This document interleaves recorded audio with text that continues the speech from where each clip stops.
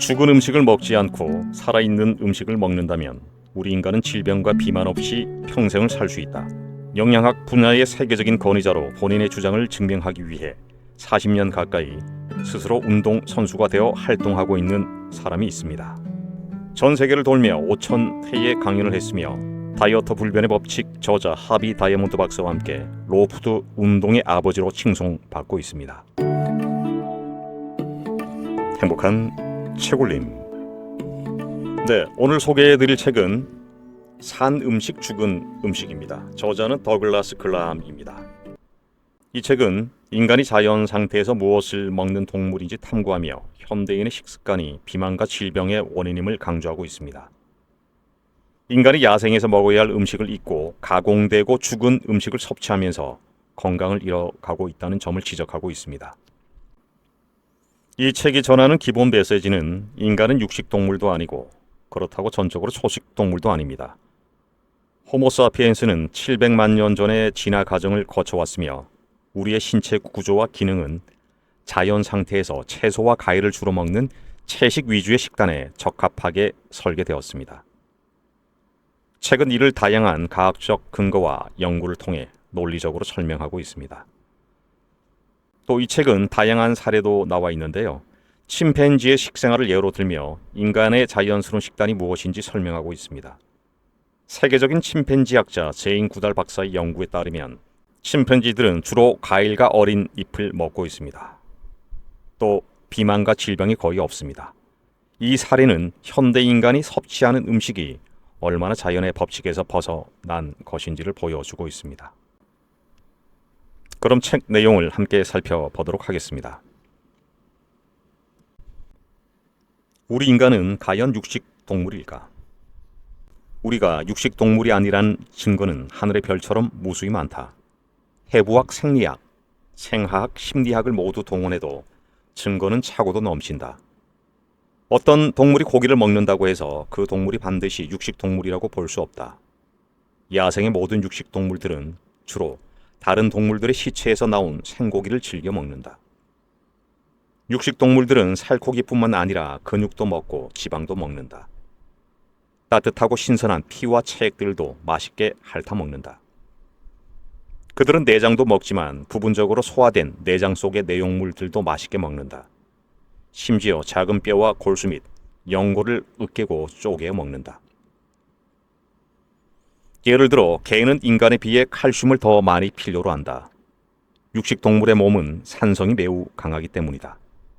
무슨 말인가 하면 육식동물의 혈액과 뼈 속에 칼슘이 많아야 살코기의 산성 물질을 중화시킬 수 있기 때문이다. 또한 야생의 동물들은 인간에 비해 훨씬 더 많은 단백질을 필요로 한다.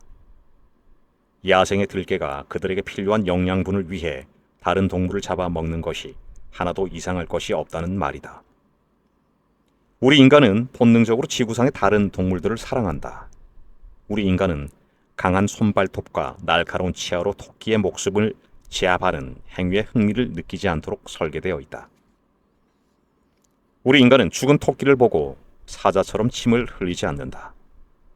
우리 인간은 본성적으로 고속도로에 피를 흘리며 쓰러진 사슴을 보면 창밖으로 고개를 돌린다.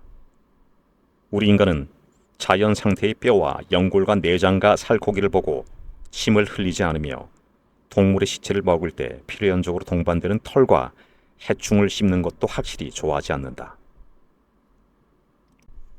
이러한 행동들은 신과 자연의 설계와도 배치될 뿐 아니라 우리 호모사피엔스의 진화론적 설계와도 동떨어져 있다.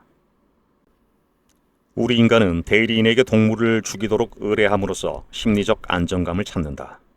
그러나 실제로 죽은 동물이나 시체를 발견했을 때는 혐오감을 느끼는 양심적인 태도를 보이기도 한다. 당신 혼자 먹기 위해서 어떤 사슴을 죽여야만 한다면 당신은 그 사슴을 죽이지 않을 것이다.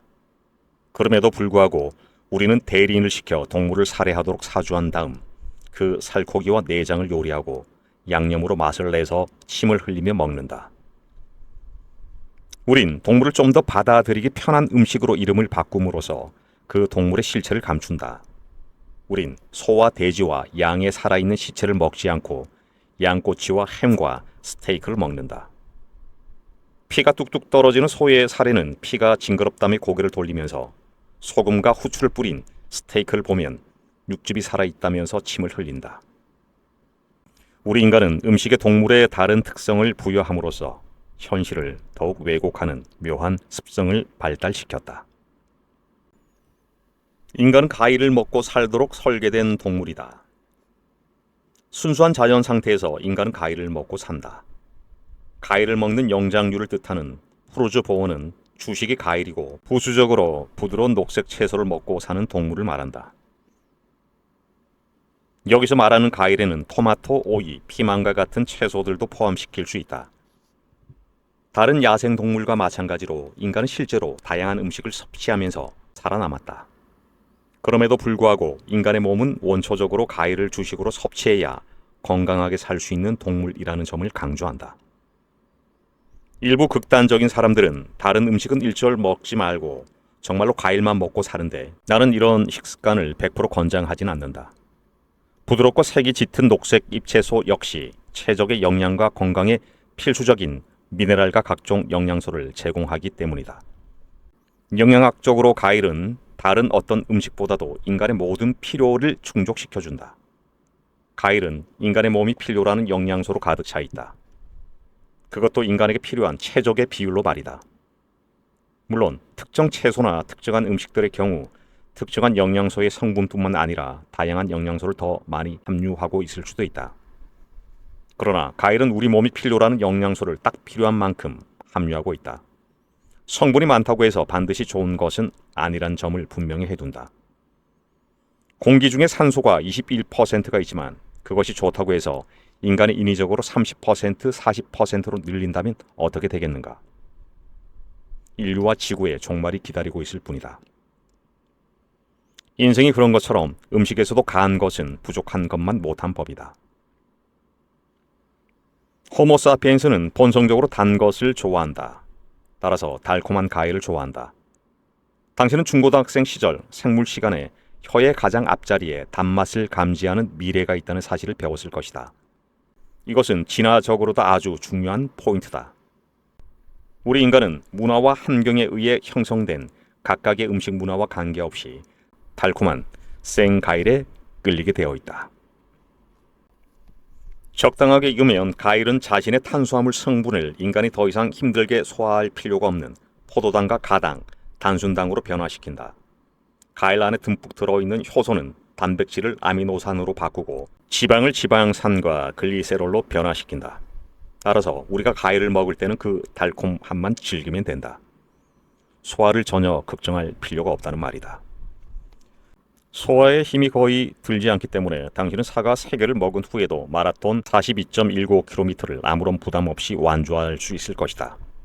그러나 당신은 만약 고기 1kg을 먹게 되면 겨우 100m 달리기에도 벅찰 것이다. 고기와 달리 과일은 그 자체에 소화 효소가 있기 때문에 인간이 힘들게 소화 효소를 만드느라 고생할 필요가 없다. 과일은 이런 작전을 통해서 그 자손, 씨앗을 널리 퍼뜨릴 수 있다는 말이다. 참 음식을 고르는 4가지 기준. 첫째, 이것은 자연 상태에서 맛있는 음식인가? 정상적인 미각을 가진 사람들이 만족하지 못하는 음식은 가짜 음식으로 생각해야 한다. 음식은 미각을 만족시켜야 한다. 신선하고 잘 익은 유기농 자연식품이 맛까지 좋다면 안성맞춤이다. 자연식품, 특히 과일은 최적의 상태, 빛깔, 향, 맛이 최고조로 완성된 상태에서 자신을 침팬지나 인간과 같은 영장류에게 먹여야만 그들의 자손, 씨앗을 멀리 퍼뜨릴 수 있다. 살아있는 음식의 품질은 맛에 비례한다. 맛있는 음식이 고품질이라는 말이다.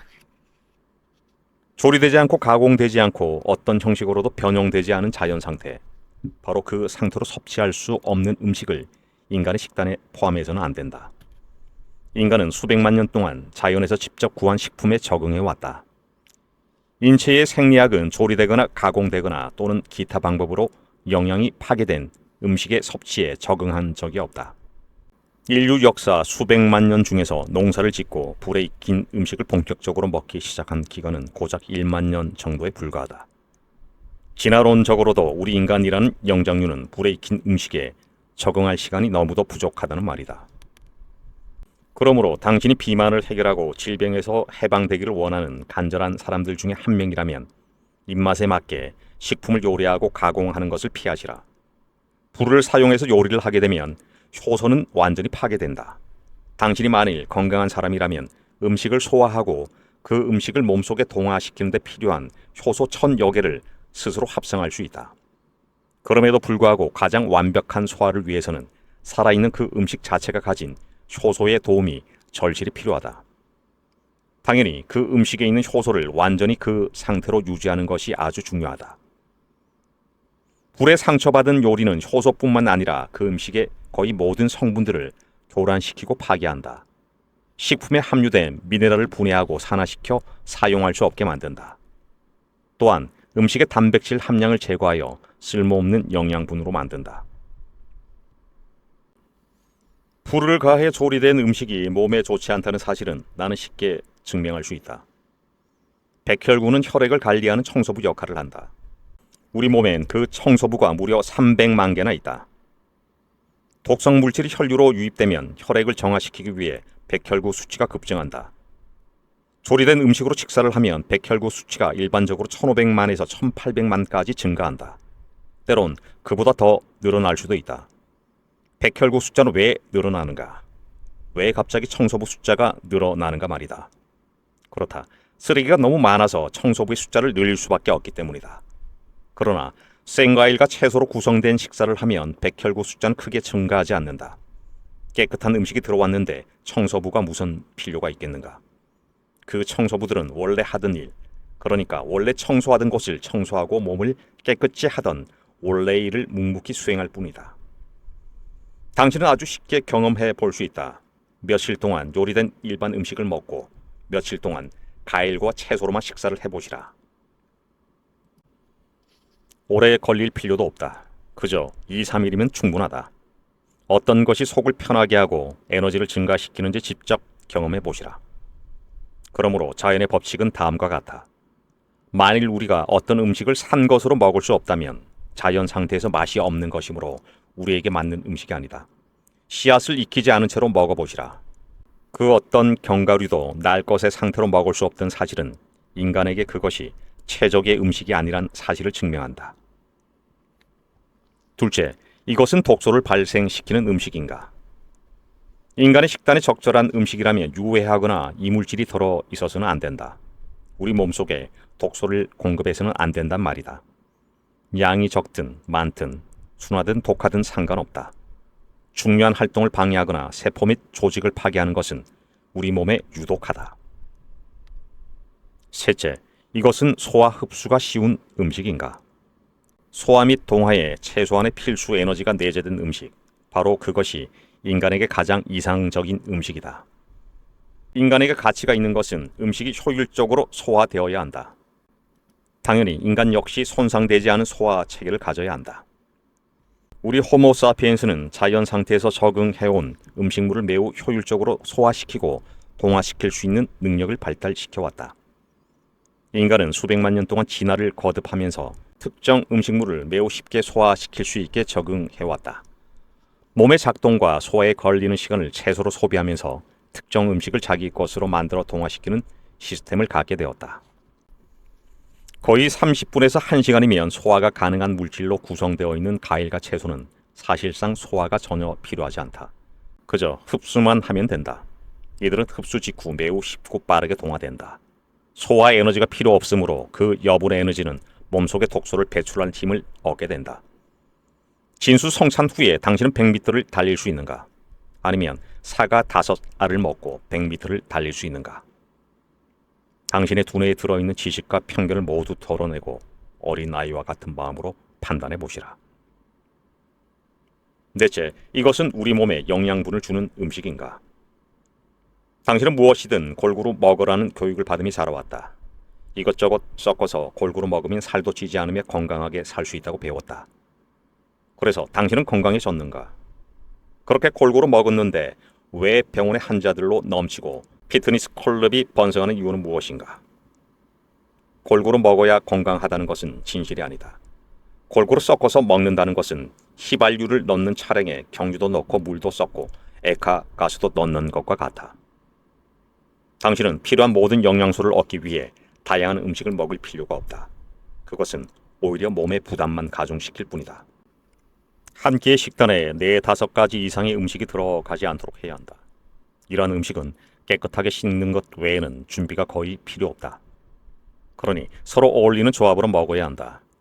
음식들이 서로 화합할 수 있고 쉽게 소화된다면 한 끼에 2가지에서 4가지 종류의 음식을 먹어도 상관없다.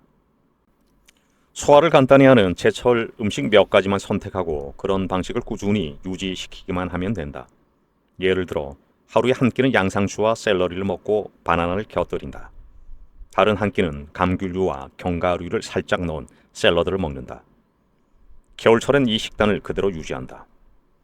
여름의 경우 한 끼 식사로 멜론을 꾸준히 먹는다. 2번째 식사에는 망고, 복숭아, 그리고 토마토가 들어간 녹색 샐러드를 먹는다. 녹색 잎은 미세 영양소를 다양하게 많이 가지고 있다는 특징이 있다. 이것이 건강을 위해 식단에 녹색 잎을 포함해야 하는 중요한 이유다. 물론 우리 몸은 미래를 대비해서 적절한 준비를 해놓는다. 무슨 말이냐 하면 당신이 가끔씩 녹색 잎을 섭취하지 않는다고 해서 당장 큰일이 발생하지 않는다는 뜻이다. 녹색 잎을 몇 달 동안 섭취하지 않는 이상 심각한 상황을 초래하지는 않을 것이다. 그러나 당신이 평소에 다양한 과일과 채소를 몸이 원하는 대로 먹기만 한다면 어떤 영양소도 부족하지 않을 것이다. 나는 이 책에서 음식 각각의 영양 성분 함량을 일일이 표시하는 일을 자제하고 있다. 이러한 지식은 우리에게 필수적인 것이 아니다. 어떤 야생 동물도 필수 영양소를 생각해가면서 음식을 먹지 않는다. 그러나 우리 인간의 음식 습관은 너무도 왜곡되어 왔고 상업 자본주의에 희생되어 왔다. 따라서 우리는 편견을 벗어내고 본능과 상식의 기초에서 생각해야 한다. 나는 당신의 그런 사고의 전환에 도움을 주기 위해 이 책을 쓰고 있다. 네, 책 내용은 여기까지 살펴보도록 하겠습니다. 이 책의 핵심 메시지는 인간이 건강을 되찾기 위해서는 살아있는 음식, 즉 가공되지 않고 자연 그대로의 음식을 섭취해야 한다고 주장하고 있습니다. 우리의 몸은 살아있는 음식을 먹을 때 자연의 순리에 따라 건강을 회복하고 비만과 질병에서 벗어날 수 있습니다. 이 책은 단순한 건강서가 아닙니다. 인간이 무엇을 먹는 동물인지에 대한 깊은 통찰을 제공하며 우리의 식습관을 근본적으로 재고하게 만들고 있습니다. 현대사회에서 질병과 비만으로 고통받는 많은 사람들이 이 책을 통해 자신의 건강을 되찾고 자연의 순리에 따라 살게 되기를 바랍니다. 더글라스 그라함 박사의 논리와 그의 실천적 경험은 당신의 삶을 변화시킬 것입니다. 오늘도 함께해 주셔서 고맙습니다. 평온하십시오.